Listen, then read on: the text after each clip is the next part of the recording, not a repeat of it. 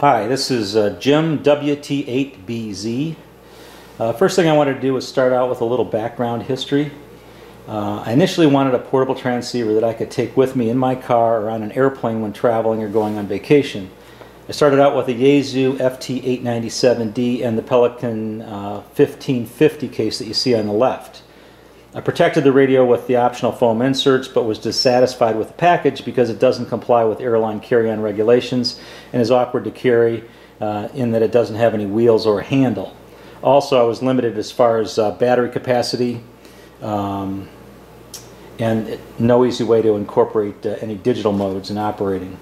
So I bought the Elecraft KX3 because of the quality of the transceiver, the reputation of the company, and because it was advertised as ultra-portable. I also purchased the PX3 pan adapter due to its small size and because for me a pan adapter greatly enhances the radio experience. So then I purchased the Pelican 1510 case that you see on the right because it complied with commercial airline overhead dimensions and it had wheels and a handle. I started out using the foam inserts, but I found it was pretty limited in what I could do as far as packing batteries and accessories. Especially once I had purchased the KXPA100 amplifier and I wanted to bring that along as well. So here's a picture of the KX3 alone with just a CW key, a configuration that I would use if I was operating QRP. It's pretty small and compact, easy to pack, and not much trouble. However, if you add a pan adapter, headphones, and a microphone, the cables and the complexity double. By adding the pan adapter, you have to add an additional power supply because the PX3 won't run off the KX3 internal batteries. That necessitated an external AC/DC power supply, a battery if you wanted it, if you didn't have AC accessibility, and a rig runner or equivalent similar power distribution block. Now you add the KXPA100, a SignalLink USB sound card interface, LifePo battery, and a computer to run software and digital modes, and the setup's no longer simple and it's hardly what I'd call portable. So I began a series of mock-ups and trial runs building a fully self-contained case based on the Pelican 1510. I got to give credit to Scott AK5SD for inspiration on using front panel designs for the custom laser cut panel. Scott built a KX3 Go box using just the KX3, which was posted in SWLING post. This is the setup I use when I travel. The backpack holds the computer, antenna components including balance, wires, radials, paracord, stakes, and clamps. The long black case is a tripod with two chameleon whips which can be used for a quarter wavelength 20 meter vertical or a half wavelength 20 meter rotatable dipole. I often don't carry the tripod in verticals, but usually do carry the backpack with the Pelican case. I can carry all three items on board the airline with no problem. The backpack fits under the seat in front of me, the Pelican case and the tripod go in the overhead. So here's a demonstration on how simple the setup is. This does not include antenna deployment, so bear that in mind. The coax I'm connecting is a 40 meter dipole at around 30 feet. So this is the case. Deployment is as simple as this.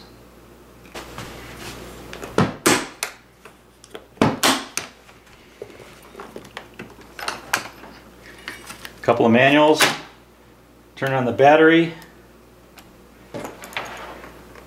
Connect the antenna.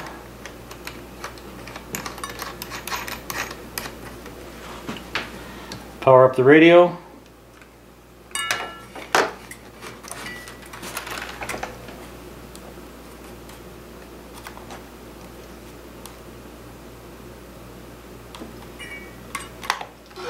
Speaker on.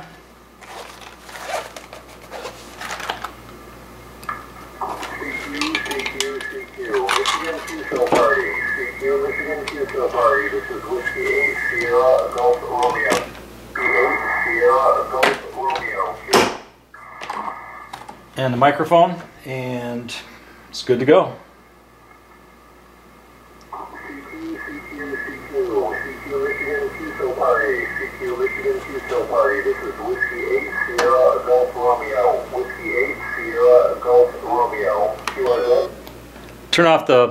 I'm going to turn off the audio here and kind of give an overview of what's going on. This is the KX3. PX3, and this is the KXPA100 amplifier.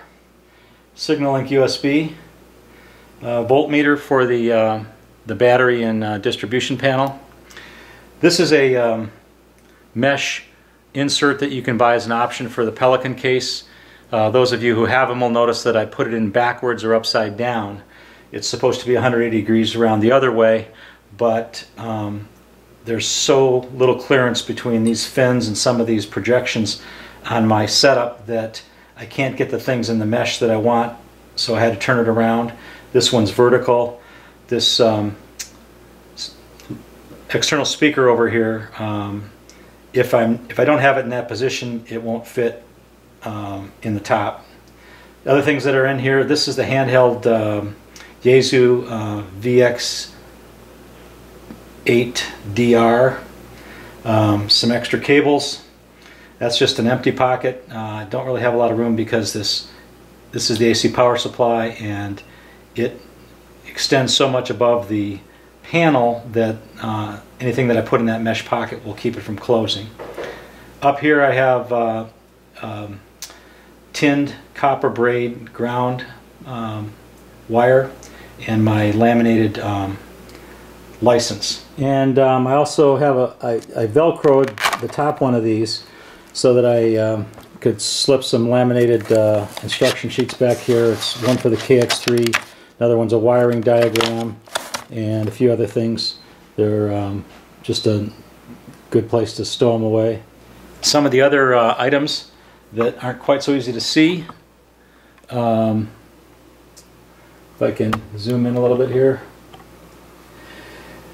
This is USB for the signal link to the computer, PC connection, receive IQ for the pan adapter to the computer, monitor to monitor the signal out of the USB. This is a VHF antenna jack for the 2 meter, 2 HF antenna jacks, ground cord, or ground post rather, and then here is the charging for solar, which is color coded red-green. This is DC in, so it can attach an external battery. This is DC out, which is nothing more than a cigarette lighter, and it has a USB adapter so you can charge your cell phone from it. And again, the power supply, and then this is the BHI noise canceling device, and then this is all storage. For those of you who aren't familiar, there's no fan associated with the XPA 100 amplifier. It cools through these aluminum heatsink fins. I also did a aftermarket add-on to the KX3, which is the fins you see across here to help keep it cool when operating things like JT65. This has an internal fan down below, and it vents through the side through a bunch of perforations on both sides of the power supply. Up here we have phones, microphone. This is the connection for AC to power the power supply, and then this is for the key. Anyway, this is connected to the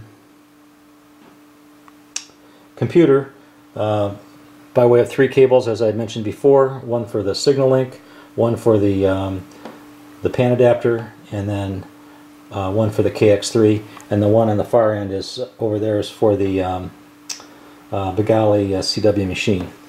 Nice thing about this setup, the Win 4K3, is that it's very easy to change frequencies.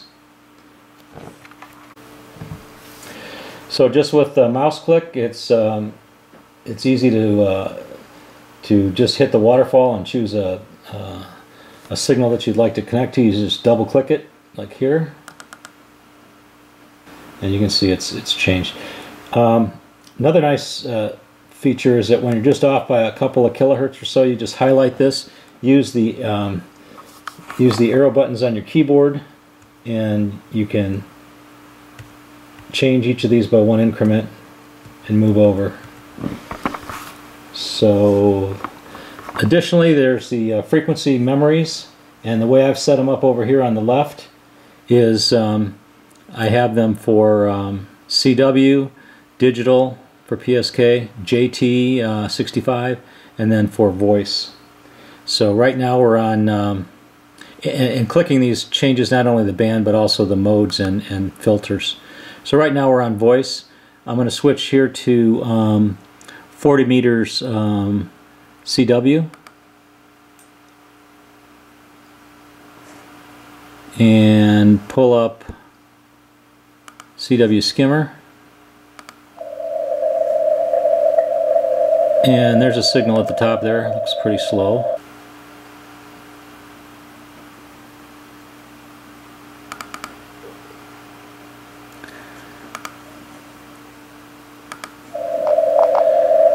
So here's CW Skimmer.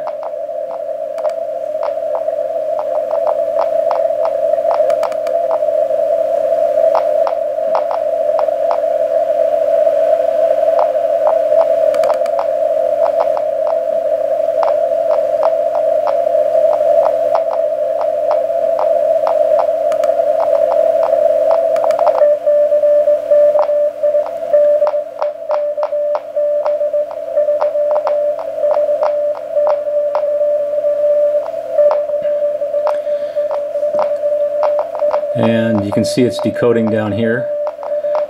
Easily switch just by clicking.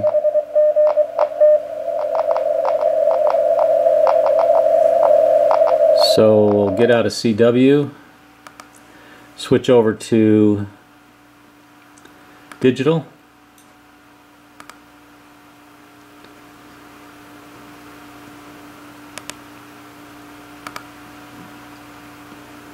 And here's PSK31.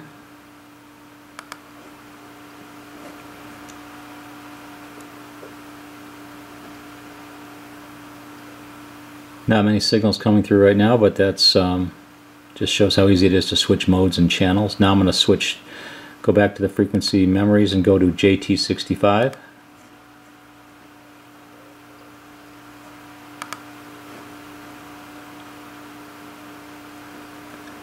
And I don't know if it's going to load. It's going to take a while, obviously, for the full 47 seconds or so to come through.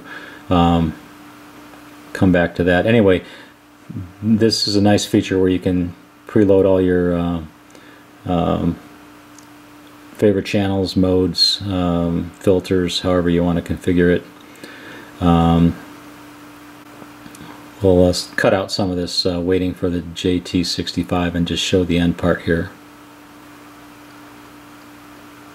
Okay, there it just decoded several signals. So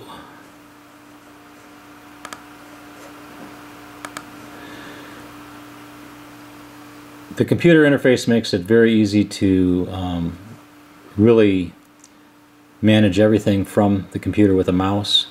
You can manage the antenna tuner, the amplifier, filters, receive and transmit, incremental transmit and receive, bands and modes, and then audio frequency, radio frequency, and the RX equalizer.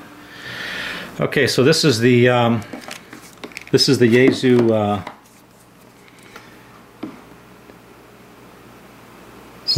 VX8D, and right now I have it in APRS mode. You can see here it's got a position fix, latitude, longitude, and it's exchanging packets. Don't use it much, but if you're interested in APRS, it's not a bad little unit. The GPS is actually on the top of the microphone right here. So that's an overview of what I've tried to accomplish. I'm gonna, at the bottom of this video, I'll post the list of the various components and items that I've included in this kit, and welcome any comments. Thanks.